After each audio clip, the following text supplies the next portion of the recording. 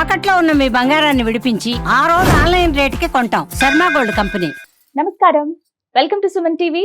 నేను గీతాంజలి. ప్రేక్షకులందరికీ శ్రీ విశ్వావసు నామ సంవత్సర యుగాది శుభాకాంక్షలు. ప్రస్తుతం మనతో పాటు ఉన్నారు ప్రముఖ జ్యోతిష్యులు బ్రహ్మశ్రీ నందిబట్ల శ్రీహరి శర్మ గురువు గారు. వారితో మాట్లాడదాం. గురుగారు నమస్కారం అండి. వాగర్థ సంపృక్తౌ వాగర్థ ప్రతిపత్తయే జగతః పితరౌ వందే పార్వతీ పరమేశ్వరౌ. సదాశివసమారంభాం శంకరాచార్య మధ్యమాం అస్మదాచార్య పర్యంతం వందే గురు పరంపరాం. ఆదిత్యాయ చ సోమాయ మంగళాయ బుధాయ చ గురు శుక్ర శనిభ్యశ్చ రాహవే కేతవే నమః. శృంగేరి జగద్గురు పీఠాధిపతులకి, కంచి పీఠాధిపతులకి నమస్కారములు తెలియజేసుకుంటూ కార్యక్రమాన్ని ప్రారంభిద్దాం. గురుగారు, విశ్వావసు నామ సంవత్సరం, ముందుగా ఈ సంవత్సరం గురించి ఒక్కొక్క సంవత్సరానికి ఒక్కొక్క పేర్లు వింటూ ఉంటామండి. మొన్నటిసారి వెళ్ళిపోయినటువంటి క్రోధి, ఇప్పుడు విశ్వావసు. వీటి అర్థాలు ఏమిటండి అసలు? విశ్వావసు అంటే మనకు ప్రధానంగా ఒక గంధర్వరాజు పేరు. ఈ గంధర్వరాజుని ముఖ్యంగా వివాహం కావాల్సినటువంటి అబ్బాయిల కోసం ఈ గంధర్వరాజ మంత్రాన్ని కనుక ఉపాసన చేస్తే తొందరగా వివాహం అవుతుంది. ఇది ఒకటి. విశ్వావసు అంటే విశ్వానికే నమ్మదగినటువంటిది, అత్యంత నమ్మదగినటువంటి స్థితి అని చెప్పవచ్చమ్మా. ఇలా అర్థం అనమాట. ఒక్కొక్క సంవత్సరానికి ఒక్కొక్క అర్థం ఉంటుంది. గురుగారు, సింహరాశి వారి జాతక ఫలితాలు ఈ విశ్వావసు నామ సంవత్సరంలో ఏ విధంగా ఉన్నాయండి? విశ్వావసు నామ సంవత్సరంలో సింహరాశిలో జన్మించినటువంటి వారికి ప్రధానంగా గ్రహబలం సామాన్యమైనటువంటి ఫలితాన్ని ఇవ్వబోతుంది. ఎలా ఇబ్బందులు ఎదుర్కొంటారు, ఏ సమయంలో మంచి జరుగుతుంది, ఏ సమయంలో చెడు జరుగుతుంది, అలాగే ఎటువంటి జాగ్రత్తలు తీసుకోవాలి అనేటువంటి విషయాల గురించి కూలంకషంగా తెలియజేసుకునే ప్రయత్నం చేద్దాం. జాగ్రత్తగా కార్యక్రమం ఆశాంతం వీక్షించే ప్రయత్నం చేయండి. ఇది మీరు ఇప్పటి వరకు విన్నటువంటి రాశుల ఫలితాల కంటే చాలా నిక్కచ్చైనటువంటి నిఖాసైనటువంటి ఇన్ఫర్మేషన్ మీకు ఇవ్వబోతున్నాం. ఆదాయం 11, వ్యయం 11, రాజ్యపూజ్యం 3, అవమానం 6. కాబట్టి ఖర్చులు ఆదాయము అన్నీ సరి సమానంగానే ఉంటాయి. నిల్వ చేసుకోవడం, సేవ్ చేసుకోవడం అనేటువంటిది చాలా కష్టపడితే తప్ప నిల్వ చేసుకోలేకపోతారు. అలాగే ప్రధానంగా చూసుకున్నట్లయితే మార్చి 29వ తారీఖు నుంచి, అనగా విశ్వావసు నామ సంవత్సరం ప్రారంభానికి ఒక రోజు ముందు నుంచే అష్టమ శని ప్రభావం ఏర్పడబోతుంది. అయితే చాలామందికి ఇప్పటికి తెలుసుకుని ఉంటారు, సింహరాశిలో ఉన్నటువంటి వాళ్ళకి అష్టమ శని ఇక మనకు ఇబ్బంది పడేస్తుందిరా అని. కానీ శని కూడా మార్పు చెందబోతున్నాడు. కొన్ని విషయాల పట్ల జాగ్రత్తగా ఉండాలి. ఏ విషయంలో ఏ సమయంలో శని యోగిస్తాడు.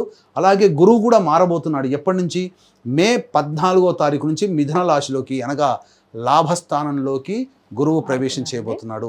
కాబట్టి మార్చి 30 నుంచి, అనగా వచ్చే సంవత్సరం మార్చి 19వ తారీఖు ఉగాది వరకు 3 టైం జోన్స్లో మనం కనుక డివైడ్ చేసుకుంటే కాలాన్ని, ఏ టైం జోన్లో ఏ విధంగా ఉండబోతుంది ప్రధానంగా తెలియచేసుకుందాం. ఇక ముఖ్యంగా మే 16వ తారీఖు నుంచి రాశిలోని కేతువు, సప్తమంలో రాహువు. ఇది 1.5 year వరకు ఉంటుంది. కాబట్టి కన్ఫామ్ అక్కడే గ్రహాలు ఏమీ రాహుకేతులు మార్పు చెందవు. ఇక మార్చి 30వ తారీఖు నుంచి మే 13వ తారీఖు వరకు కూడా దశమ స్థానంలో గురు సంచార ప్రభావం వెరసి మంచి బాధ్యత కలిగినటువంటి పదవులు లభించడం కానీ, ఉద్యోగం లభించడం కానీ మీకు జరగబోతుంది. పెద్దన్న పాత్ర కుటుంబంలో పోషిస్తారు.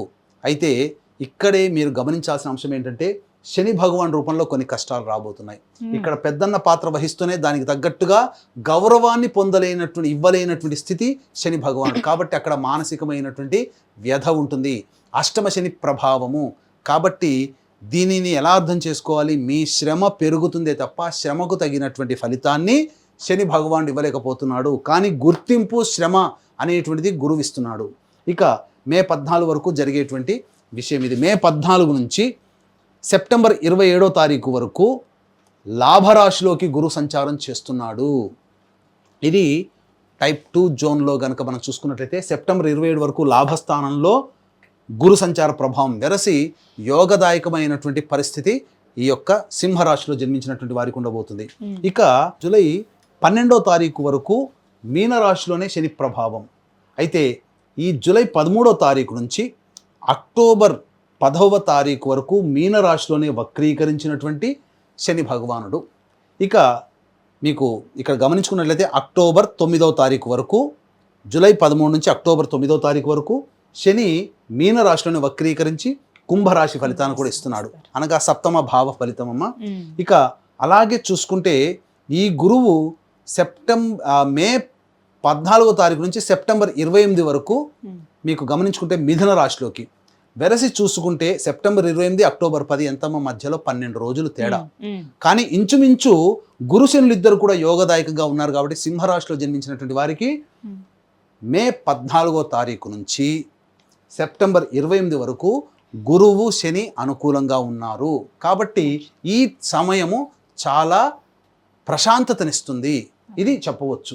ఇక టైప్ 3 జోన్లో కనుక చూసుకున్నట్లయితే ప్రధానంగా ఈ నవంబర్ 12వ తారీఖు వరకు కర్కాటకంలోనే ఉంటాడు.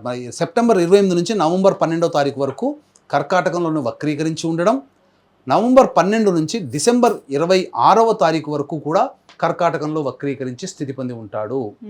ఇది వ్యయ గురు ప్రభావము ఎప్పటి నుంచి సెప్టెంబర్ 28వ తారీఖు నుంచి డిసెంబర్ 27వ తారీఖు వరకు, అంటే సెప్టెంబర్ అంటే అక్టోబర్, నవంబర్, డిసెంబర్, ఈ 3 నెలల కాలము డిసెంబర్ 26 వరకు గురువు కర్కాటకంలోనే ఉంటాడు.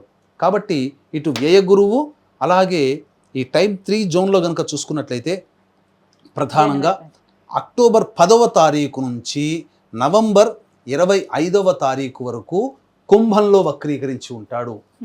ఇటు గురువు 12వ ఇంట సంచారం చేస్తున్న ఆ చెప్పిన సమయంలో అనుకూలంగానే ఉంటాడు. సద్వ్యయం అవుతుంది, ఖర్చులున్నా అది భవిష్యత్తులో అది అవసరానికి ఉపయోగపడుతుంది, ఆ ఖర్చుల వల్ల లాభమే చేకూరుతుంది. ఇక్కడ జూలై 13వ తారీఖు నుంచి అక్టోబర్ 9 వరకు కుంభరాశిలో వక్రీకరించినటువంటి కారణం చేత షష్టమ రాశి ప్రభావాన్ని కూడా ఇస్తున్నాడు. ఈ సమయంలో శత్రువులపై విజయం కానీ, కోర్టు సమస్యల్లో విజయం కానీ, అలాగే ఆస్తికి సంబంధించిన వివాదాల్లో విజయం కానీ, ఉద్యోగపరంగా ఏ సమస్యలు ఎదుర్కొంటున్నా ఈ అక్టోబర్ 10 నుంచి నవంబర్ 26 వరకు కుంభ రాశిలో సంచారం చేస్తున్నటువంటి కారణం చేత ప్రభావం మంచిగా ఉంటుంది. కానీ ఈ నవంబర్ 26 నుంచి జనవరి 9 వరకు ఈ కుంభరాశిలోనే సాధారణమైనటువంటి వక్రత్యాగం చేసినటువంటి శని భగవాన్ యొక్క ప్రభావము ఉండడం, అలాగే డిసెంబర్ 27వ తారీఖు నుంచి వచ్చే సంవత్సరం మార్చి వరకు మిథునంలోనే వక్రీకరించినటువంటి కారణం చేత ఇటు సప్తమ శని, లాభ గురువు ఇది కూడాను అనుకూలంగానే ఉంటుంది. కాబట్టి ఏతావాత చెప్పొచ్చేది ఏమిటంటే ప్రధానంగా అష్టమ శని ప్రభావం సింహరాశి వారికి కొద్ది కాలము మాత్రమే బాధిస్తుంది, మిగతా సమయం అంతా కూడాను అనుకూలంగానే ఉంటుంది. కాకపోతే ఇటు గురు సంచార ప్రభావము చేసేటువంటి పనులలో యోగాన్ని కలగచేస్తుంది, అభివృద్ధిని కలగచేస్తుంది.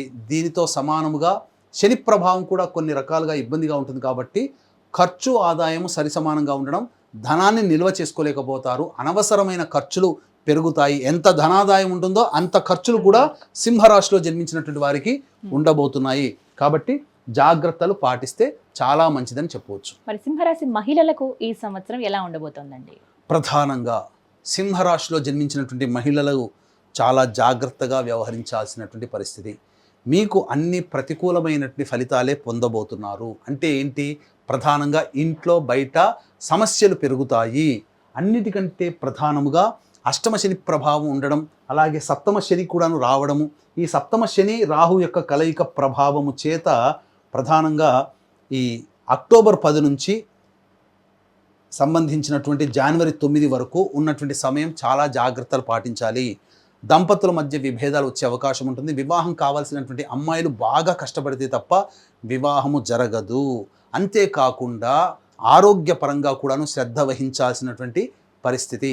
ఈ కారణాల వల్ల ఈ సింహరాశిలో జన్మించినటువంటి వాళ్ళు పలు వివాదాలు, చేయనటువంటి పనులకి అపనిందలు మోయాల్సినటువంటి పరిస్థితి, చేయని తప్పులకి బాధ్యులుగా అవ్వాల్సినటువంటి పరిస్థితి ఉంటుంది. ముఖ్యంగా ఉద్యోగం చేసేటువంటి వాళ్ళకి అధికారుల యొక్క ఆగ్రహానికి గురవుతారు. ఇష్టం లేని చోట బదిలీలు జరగడం కానీ, అలాగే తోటి ఉద్యోగస్తులతో వాగ్వివాదాలు పెరగడం కానీ, శత్రుత్వ భావనలు పెరగడం కానీ ఉంటాయి. వ్యాపారం చేస్తున్నటువంటి వాళ్ళు, వృత్తిలో ఉన్నటువంటి మహిళలైతే ధనాదాయం కంటే కూడా మీరు నిజాయితీగా అలాగే మొహమాటం లేకుండా ఉండగలిగితేనే మీరు సేఫ్ సైడ్లో ఉంటారని గుర్తుపెట్టుకోండి. ఏ రంగంలో వారికి ఎలా ఉండబోతోందండి ఈ సంవత్సరం? ప్రధానంగా ఈ సింహరాశిలో జన్మించినటువంటి వాళ్ళకి ప్రతి రంగము కూడా నిరాశాజనకంగానే ఉన్నా దైవానుగ్రహ ప్రభావం చేత వాటిని అధిగమించగలుగుతారు. కాబట్టి ఈ సింహరాశిలో జన్మించినటువంటి వాళ్ళు ముఖ్యంగా ఒక్కసారి గుర్తుపెట్టుకోండి, 2006వ సంవత్సరం నుంచి 2009వ సంవత్సరం మధ్యకాలం, ఆ 3 సంవత్సరాల పాటు ఏ విధంగానైతే నలిగిపోయి సమస్యలతో ఇబ్బందులు పడ్డారో అదే ప్రభావము కొంతకాలము ఈ సంవత్సరం మీకు ఉంటుంది. కాబట్టి జాగ్రత్తలు పాటించండి. అన్ని రంగాలలో ఉన్నటువంటి వాళ్ళు, ముఖ్యముగా రాజకీయ రంగము, సినీ రంగము, కళారంగము, అలాగే వ్యాపారాలు, అన్ని రకాలైనటువంటి వ్యాపారాల్లో ఉన్నటువంటి వాళ్ళందరూ కూడా ధనపరమైనటువంటి విషయాల్లో జాగ్రత్తలు పాటించండి. ముఖ్యంగా డబ్బుని అప్పుగా ఎవరికీ ఇవ్వకండి. సమస్యలు కొని తెచ్చుకుంటారు. మీరు చేసేటువంటి వృత్తి వ్యాపారాలలో, ఉద్యోగాల్లో మీ కీర్తి ప్రతిష్టలకు భంగం కలిగే విధంగా మీ ముందు నవ్వుతుండి మీ వెనకాల గోతులు తవ్వే వాళ్ళే ఎక్కువగా ఈ సింహరాశిలో జన్మించినటువంటి వారికి గోచరం అవుతారు. అన్నిటికంటే ప్రధానంగా ఉద్యోగం చేస్తున్నటువంటి వాళ్ళకైతే తరచూ ఉద్యోగ మార్పులు చేసే పరిస్థితి వస్తుంది. కాబట్టి సంయమనం పాటించండి. సమయం అనుకూలంగా లేదు కాబట్టి మీరు ఆవేశానికి లోనై కొత్త ఉద్యోగం వెతుక్కోవాలి అని అనుకుంటే మాత్రం చాలా ఇబ్బందులు పడాల్సినటువంటి పరిస్థితి ఉంటుంది. ప్రభుత్వ రంగంలో పనిచేస్తున్నటువంటి ఉద్యోగులు అయితే మీకు ఇష్టం లేని ప్రాంతాలకి బదిలీ కావడము, లేకపోతే ఇష్టం లేనటువంటి విధంగా జరగడము అనేది జరుగుతుంది. అభివృద్ధి అనేటువంటిది అన్ని నోటి దాకా వచ్చి వెనక్కి వెళ్ళిపోతుంటాయి. ఈ రకంగా ఉంటుంది భవిష్యత్ అనుకున్నది కాస్త నిరాశాజనకంగా మందకొడిగా సాగుతుంది. కాబట్టి ఇప్పుడు దైవానుగ్రహం తప్ప వేరే మార్గం లేదనేటువంటి విషయాన్ని గుర్తుపెట్టుకుంటూ షట్భాగంతో మనుష్యానాం సప్తభాగం దైవ చింతనం, 6 భాగాలు మీరు కష్టపడాల్సిందే, 7వ భాగం దైవానికి వదలాల్సిందే. కాబట్టి నిజాయితీ, ఆత్మవిశ్వాసంతో మొక్కవని ధైర్యంతో ముందడుగు వేస్తూ దైవానుగ్రహాన్ని పొందే ప్రయత్నం చేస్తే అన్ని రంగాల్లో ఉన్నటువంటి వాళ్ళకి మంచి జరుగుతుందని చెప్పవచ్చు. మొత్తం మీద సింహరాశి వారికి ఈ సంవత్సరం అంతా ఆశాజనకంగా లేదు కాబట్టి దైవానుగ్రహం పొందాలంటే ఎటువంటి పరిహారాలు చేసుకుంటే మంచిదంటారు గురువుగారు?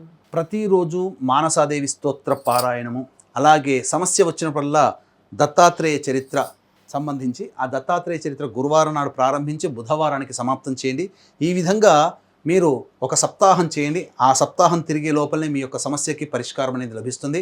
అంతేకాకుండా ప్రధానంగా మీ దైనందిన జీవితంలో మీరు ఎదుర్కొనేటువంటి గత సంవత్సరం ఉన్నటువంటి సమస్యల కంటే ఈ సంవత్సరం సమస్యలు తొలగిపోయి అన్ని దోషాలు తొలగిపోయి మంచిగా సాఫీగా జరిగిపోవాలి అనుకున్నప్పుడు, అలాగే మీ యొక్క సంకల్పం ఈ విశ్వావసనామ సంవత్సరంలో నెరవేరాలి అనుకున్నప్పుడు ఖచ్చితంగా దైవానుగ్రహాన్ని పొంది తీరాలి. ఈ దైవానుగ్రహం అందరికీ అందించాలనే సదుద్దేశంతో ప్రప్రథమంగా ఏప్రిల్ 18వ తారీఖు రోజున మత్స్య జయంతి, ఆ రోజున కాశీక్షేత్రంలో ప్రారంభం చేయబడుతుంది. విశ్వావసనామ సంవత్సరం మొత్తం 12 నెలల పాటు ప్రతి నెల ఒక్కొక్క పుణ్యక్షేత్రంలో ఈ సర్వదోష నివారణ హోమాలు, సంకల్ప సిద్ధి హోమాలు అనేటువంటివి చేయించడం జరుగుతుంది.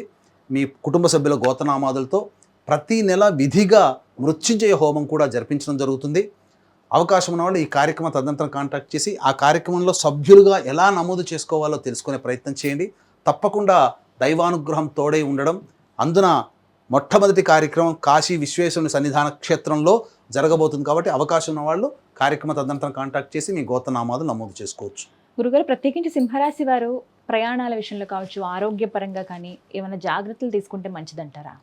ప్రధానంగా ఈ సింహరాశిలో జన్మించినటువంటి వాళ్ళకి కొన్ని సమయాలు మాత్రం అనుకూలంగా లేవు. కాబట్టి అక్టోబర్ 26వ తారీఖు నుంచి డిసెంబర్ 5వ తారీఖు వరకు ఉన్నటువంటి సమయము అనుకూలంగా లేదు. వాహనాన్ని నడిపేటప్పుడు జాగ్రత్తలు పాటించండి.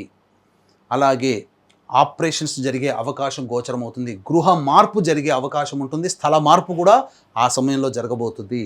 అలాగే ఫిబ్రవరి 23 నుంచి మార్చి 19వ తారీఖు వరకు ఇటు అష్టమశని ప్రభావము మరియు గ్రహ సంచారం కూడా అనుకూలంగా లేని కారణం చేత ముఖ్యముగా దాంపత్య విభేదాలు కానీ, భాగస్వామ్య వ్యాపారుల మధ్య పొరపచ్చాలు కానీ, లేదా మీరు ఎవరితో కలిసి పని చేస్తుంటారో వారితో సమస్యలు పెరగడం కానీ సంభవించవచ్చు. కాబట్టి అవకాశం ఉన్న వాళ్ళు కార్యక్రమ తదనంతరం కాంటాక్ట్ చేసి చక్కగా ఈ సంబంధించినటువంటి విషయాల్లో ఏ విధంగా మీరు బయటపడవచ్చు అని తెలుసుకోవచ్చు అని చెప్పవచ్చమ్మా.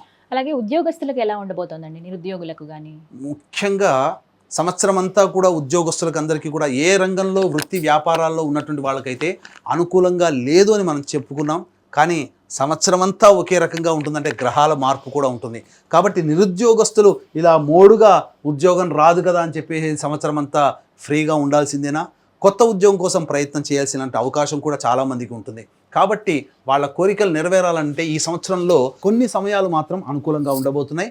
ఆ సమయంలో ఇప్పుడు చెప్పుకోబోయేటువంటి సమయంలో నిరుద్యోగస్తులు ఉద్యోగ మార్పు కానీ, లేదా ప్రైవేట్ రంగంలో ఉన్నటువంటి వాళ్ళు మరొక సంస్థలోకి మారాలనుకున్నా, ఉద్యోగంలో ప్రమోషన్స్ పొందాలనుకున్నా ఈ సమయాలు చెప్పడం జరుగుతుంది. ఆ సమయంలో మీరు ప్రయత్నం చేయండి, ఖచ్చితంగా మీకు అనుకూలంగా ఉంటుంది. అక్టోబర్ 17 నుంచి నవంబర్ 15 మధ్యకాలము, అలాగే జనవరి 14, 2026 నుంచి ఫిబ్రవరి 12, 2026 మధ్యకాలము, అలాగే జూన్ 10 ఈ సంవత్సరం 2025 సంవత్సరం జూన్ 15 నుంచి జూలై 15వ తారీఖు మధ్య ఉన్నటువంటి కాలము చాలా అనుకూలమైనటువంటి సమయము. కాబట్టి ఉద్యోగ, వ్యాపార, వృత్తి సంబంధాల్లో ఏమైనా కొత్తవి స్టార్ట్ చేయాలనుకుంటే ఈ చెప్పిన సమయంలో స్టార్ట్ చేసే ప్రయత్నం చేయండి. అన్నిటికంటే మించి సింహరాశి వారికి ఆశాజనకంగా లేని కారణం ఈ సంవత్సరం కారణం చేత, ఇటు గురు ప్రభావము, ఇటు శని ప్రభావం, రాహుకేతుల ప్రభావం కూడా అనుకూలంగా లేని కారణం చేత ముఖ్యంగా వివాహం కావాల్సినటువంటి అబ్బాయిలకి, అమ్మాయిలకి వివాహ సంబంధాలు అంత త్వరగా కుదరవు. కాబట్టి జాగ్రత్తలు పాటించండి. మీ యొక్క సంకల్పం నెరవేరాలన్నా, అలాగే మీరు గత సంవత్సరం కంటే ఈ సంవత్సరం మీ యొక్క జాతకరీత్యా ఉన్నటువంటి అన్ని దోషాలు తొలగిపోవాలన్నా ఏప్రిల్ 18వ తారీఖు రోజున కాశీ క్షేత్రంలో ప్రారంభమవబోతుంది. ప్రతి నెల ఒక్కొక్క పుణ్యక్షేత్రంలో ఈ సంబంధించినటువంటి హోమాది కార్యక్రమాలు జరపబడతాయి. దానికి శ్రీకారం ఈ కాశీ క్షేత్రంలో ప్రారంభమవుతుంది. సర్వ సంకల్ప సిద్ధి మరియు సర్వదోష నివారణ పూజలు, హోమాలు, మృత్యుంజయ హోమం ప్రధానంగా చేయించడం జరుగుతుంది.